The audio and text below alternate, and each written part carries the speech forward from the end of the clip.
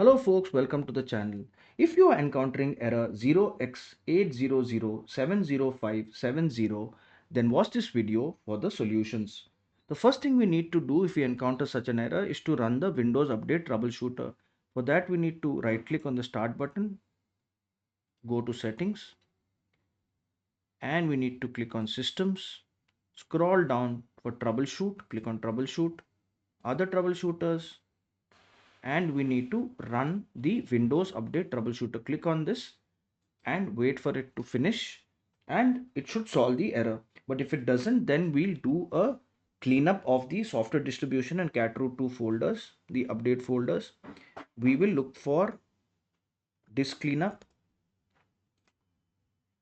click on OK, and we will click on cleanup system files. OK, and this should clean up the system cat root 2 and the software distribution files.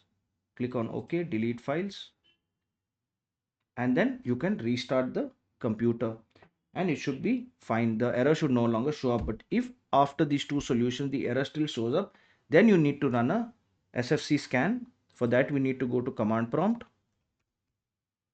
right click on it, run as administrator, and we need to input the command sfc space slash scannow and press enter. Wait for the scan to finish and restart the system, and this error should definitely no longer show up. If this video helped you, then please subscribe to the channel. Enjoy your day.